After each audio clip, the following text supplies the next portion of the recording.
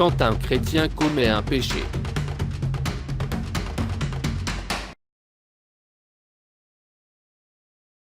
Quand un chrétien commet un péché, il se fait un enfant désobéissant. Quand un vrai chrétien commet le péché, il reste un enfant de Dieu, mais il attriste son Père céleste. Puisque tout chrétien reste enclin à commettre des péchés, Dieu a pourvu à ses besoins. Il n'y a aucune condamnation pour ceux qui sont en Jésus-Christ. Si nous reconnaissons nos péchés, il est fidèle et juste pour nous les pardonner et pour nous purifier de tout mal. Si nous disons que nous n'avons pas péché, nous faisons de Dieu un menteur, et sa parole n'est pas en nous. Je vous écris cela, afin que vous ne péchiez pas. Mais si quelqu'un a péché, nous avons un défenseur auprès du Père, Jésus-Christ, le juste. Il est lui-même la victime expiatoire pour nos péchés.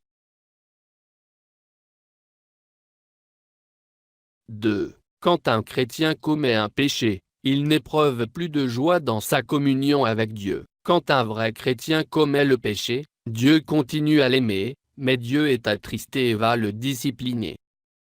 N'attristez pas le Saint-Esprit de Dieu, par lequel vous avez été marqués d'une empreinte pour le jour de la libération.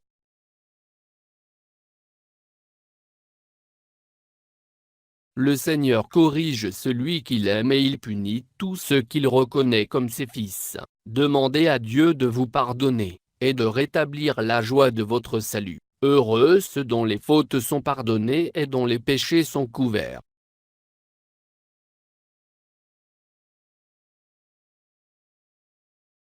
« 3. Quand un chrétien commet un péché, il perd la récompense qu'il aurait pu gagner. Quand un vrai chrétien commet le péché, il sera jugé pour son péché. L'œuvre de chacun sera dévoilée. Le jour du jugement la fera connaître, car elle se révélera dans le feu et l'épreuve du feu indiquera ce que vaut l'œuvre de chacun. Si l'œuvre que quelqu'un a construite sur le fondement subsiste, il recevra une récompense.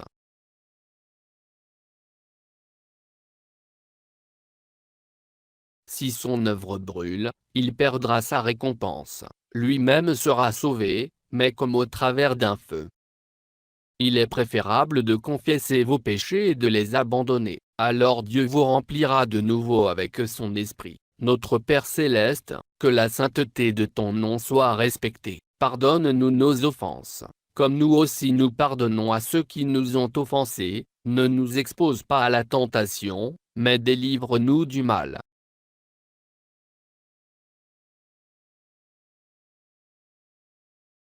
4. Quand un chrétien commet un péché, il n'est plus sûr d'être sauvé. Quand un vrai chrétien commet le péché, il perd la paix et la joie qui viennent de l'Esprit de Dieu. Les œuvres de la nature humaine sont évidentes, mais le fruit de l'Esprit, c'est l'amour, la joie, la paix, la patience, la bonté, la bienveillance, la foi, la douceur, la maîtrise de soi.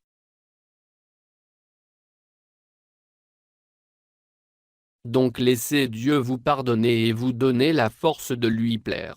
Ceux qui appartiennent à Jésus-Christ ont crucifié leur nature propre avec ses passions et ses désirs. Si nous vivons par l'Esprit, laissons-nous aussi conduire par l'Esprit.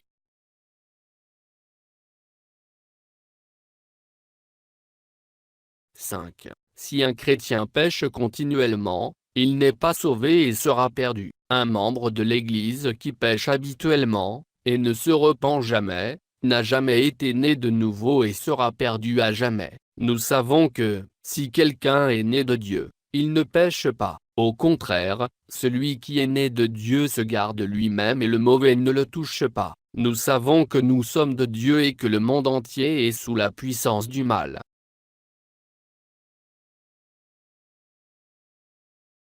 Priez pour que les chrétiens non sauvés se repentent et mettent leur foi dans le Seigneur Jésus-Christ. Dieu nous a donné la vie éternelle, et cette vie est dans son Fils.